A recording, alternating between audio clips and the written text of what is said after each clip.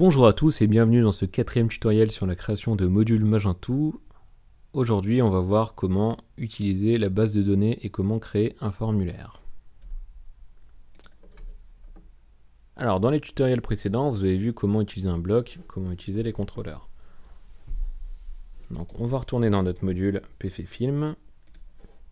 Et aujourd'hui, on va créer un modèle. Donc, comme vous en doutez, ici les blocs, on a déclaré que c'était bloc. Et bien ici, pour les modèles, on va déclarer que c'est modèle. Ensuite, pour déclarer notre dossier, pour dire à Magento comment est-ce qu'il va retrouver ses modèles, on va lui dire ici, les modèles. Donc le code pour retrouver mes modèles, ça va être pfFilm. Donc comme pour les blocs. Et ensuite, le chemin pour retrouver mes modèles, et bien ça va être pfFilm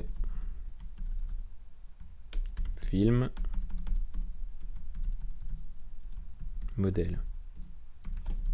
C'est-à-dire ici, pfFilm et modèle. Voilà, c'est simple, en gros, vous refaites le chemin depuis local, donc c'est-à-dire pfFilm modèle, et à la place de mettre des slash, vous mettez des underscores, et vous avez ce que vous devez mettre là. Et c'est également le début de vos classes. Ensuite, du coup, on va créer par exemple une classe film. Donc ici, film.php au singulier. Voilà. Donc mon module film, donc comme on disait tout à l'heure, eh ben c'est pas très compliqué.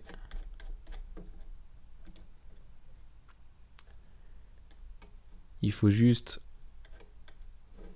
qu'on lui dise que c'est une classe donc, qui va s'appeler pfFilm modèle, et ensuite le nom de mon fichier, donc film, qui va étendre une classe maj core modèle abstract.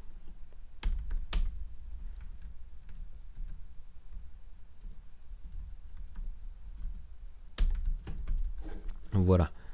Donc ensuite, on va lui définir le constructeur, paf, et on va lui dire, ça va être un init pour l'entité film. Alors l'entité film, c'est la base de données, la table dans la base de données à laquelle va correspondre en fait mon modèle. Donc c'est-à-dire qu'en gros, un modèle égale une table. En gros, retenez ça. Un modèle Magento, ça représente, en tout cas pour notre module, une table qui va s'appeler la table film. Donc on va déjà aller créer notre table.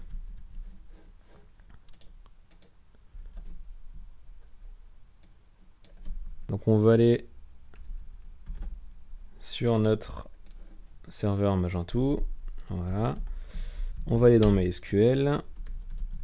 On va utiliser la base de données Magento. Et on va faire un create table.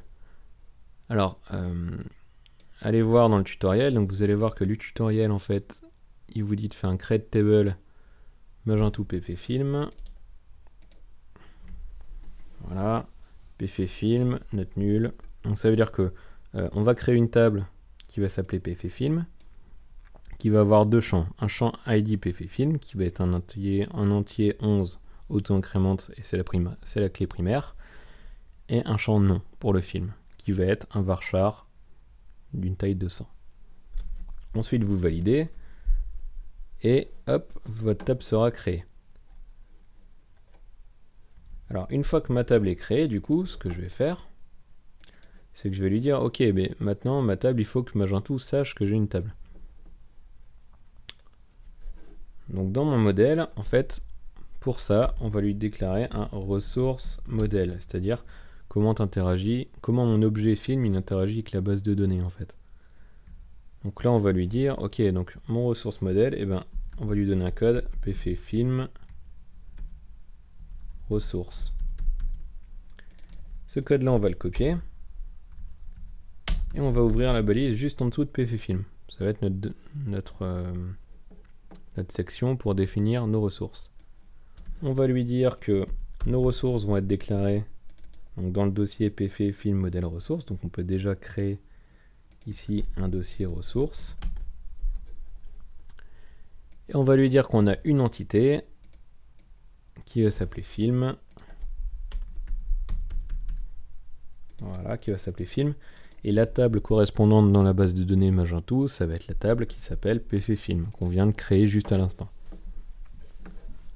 Ensuite, alors là, les ressources, c'est pour dire à Magento comment vous allez utiliser en fait le read et le write de la base de données. Donc ça, pour l'instant, copiez le juste. Donc après modèle, vous copiez-collez ce qui est écrit dans le tutoriel. Pour l'instant, vous ne vous préoccupez pas avec ça, ça va être trop compliqué pour rien. Donc pour l'instant, retenez juste que voilà, ces étapes-là, c'est hyper important. Donc maintenant, on va aller définir une classe pour notre modèle ressource. Donc on va créer ici dans ressources une classe film. Donc comme d'habitude, c'est un fichier PHP, on recopie le nom de la classe, c'est-à-dire pfFilm modèle ressource film. pfFilm modèle ressource film, et celui-là il est en maj core modèle ressource db abstract. Donc là on lui dit que ça va correspondre, du coup c'est ça qui va faire le lien entre mon modèle ici et ma table pfFilm. Donc pfFilm film, donc ici comment dire, pfFilm ici film, ok. Donc le nom de ma ressource, et je lui donne l'identifiant. Donc l'identifiant on l'a créé juste avant, rappelez-vous, et dans le create qu'on avait mis tout à l'heure, donc le create, je vous le recopie ici. Donc le create table, voilà, c'était ça l'identifiant. Donc l'identifiant on le met là, l'identifiant de ma table, pour qu'il puisse se retrouver. Ensuite, bon c'est bien, maintenant on va pouvoir interagir avec la base de données, on va pouvoir ajouter, modifier, supprimer des films. C'est super, mais comment je vais faire moi pour pouvoir les lister? Pour les lister, il faut que je puisse récupérer une collection de films. C'est assez standard en orienté objet, des collections. En gros, une collection, c'est une liste de films que vous pouvez trier, et vous allez pouvoir filtrer, etc. Vous allez pouvoir faire une certaine opération dessus. Donc ce qu'on va faire, c'est qu'on va créer du coup, ici, un dossier film. Et dans ce dossier film, on va créer un film, parce que ici ça s'appelait film, collection.php. Et dans notre fichier collection.php, donc encore pareil, on va créer du coup pfFilm modèle ressource film. Donc ici, pfFilm modèle ressource film collection. Donc là, c'est le nom ici, vous le retrouvez comme ça. Et cette fois-ci, on va étendre maj core modèle ressource db collection abstract. On va lui dire toujours pareil, là t'appelles le constructeur parent et tu fais un init de l'entité. Voilà, donc maintenant, notre module, théoriquement, on peut utiliser les collections, etc. Enfin voilà, on doit pouvoir normalement correctement utiliser notre base de données. Donc c'est parti, on va le faire. Donc là, ce qu'on va faire, c'est qu'on va aller dans ma méthode. Oui, non. Du coup, là, ce qu'on va faire, c'est qu'on va plutôt aller dans mon bloc. Et dans mon bloc, je vais lui dire, ok, ben, écoute mec, ce que tu vas faire, c'est que tu vas créer des films. Donc, on va dire maj get model pfFilm film.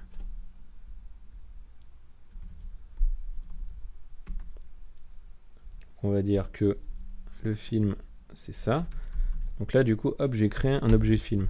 Je vais lui dire, ok, bah écoute, on va lui définir un setName. Donc setName, je sais pas moi, Toto 1, 2, 3. Hop. Et on va sauvegarder mon film.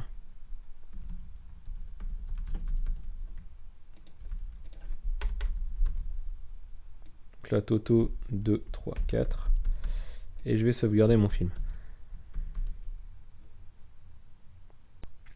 Alors donc pour faire ça, d'abord déjà on va vérifier que dans notre film, on n'a rien. Donc dans notre table film, ah oui, donc dans notre table pfFilm, voilà, pour l'instant la table est bien empty. Donc ensuite, je vais exécuter ça, méthode bloc. C'est-à-dire que pour appeler du coup ce bloc, rappelez-vous, je vais dans ma méthode index. Hein, parce que ce bloc-là, il se trouve dans le layout de index, et le layout, il est appelé ici. Du coup, si je vais ici dans film index, paf. Donc là, il me rappelle encore mon bloc, tout ça, pas de problème. Du coup, j'ai rechargé 2 fois. Donc, qu'est-ce qu'il me fait? Si j'affiche tout, et ben hop, il me l'a inséré 2 fois mes données. Donc, parfait, ça fonctionne. Donc ça, c'est comment créer un objet. Alors maintenant, ce qu'on peut faire, c'est qu'on peut peut-être, par exemple, en créer un troisième. Non, on va aller en chercher un. On va aller chercher celui avec l'identifiant 2. Donc on va lui dire film 2 égale maj get model pf film. Et là, je vais lui faire un load de 2.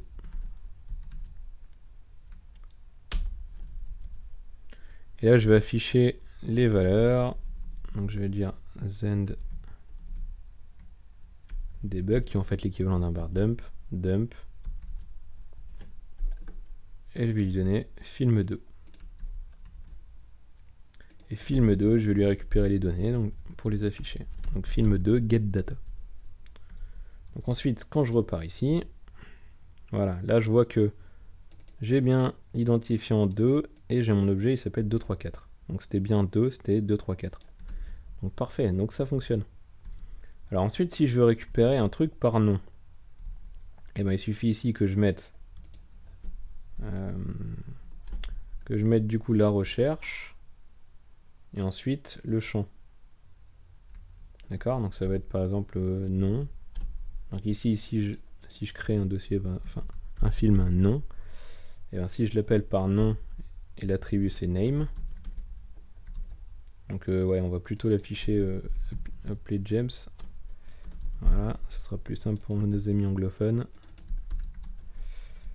Et si je recharge, du coup, donc là il m'affiche bien l'identifiant 6.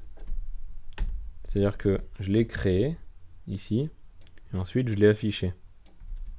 D'accord? Voilà, je l'ai affiché. Et il a bien l'identifiant 6. Parfait.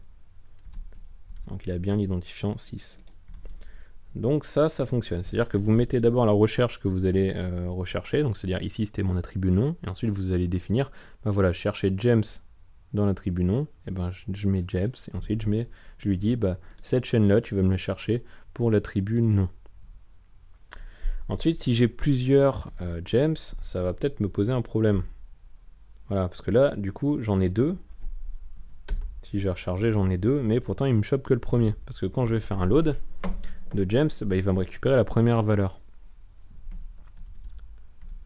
Donc, comment faire? Eh bien, c'est pour ça qu'a été inventé les collections. Donc, je vais créer get collection. Je vais créer une collection. Et une fois que j'ai créé ma collection, donc je vais appeler ça collection.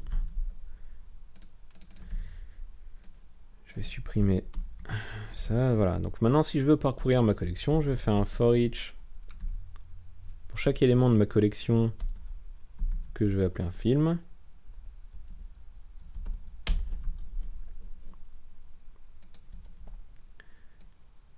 Et ben, tu vas faire film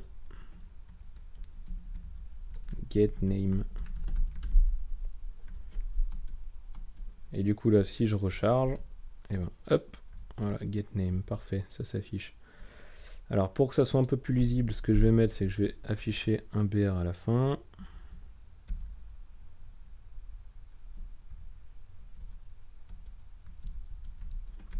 Voilà. Voilà, du coup là, j'ai tout le contenu de ma base de données qui s'affiche. Alors maintenant, imaginons que je veux trier par... je sais pas moi, imaginons que je veuille trier par par identifiant. Ok, et ben on va lui dire set order. Donc tu vas trier par l'identifiant en ordre ASC. Bon là forcément par défaut c'est la même chose. Par contre si je mets par ordre descendant, et ben là, paf, ça s'inverse. Voilà, parce que ça fonctionne. Je peux trier par nom si je veux. Par nom descendant. Voilà. Voilà, donc ça, tout ça, ça va fonctionner. Ensuite, si je veux par exemple, donc je peux combiner les opérations. Une fois que j'ai ma collection. Par contre, il faut que le filtre soit avant l'order. C'est mieux. Sinon, vous allez avoir un problème. Donc, dans la collection, je vais lui dire add field to filter.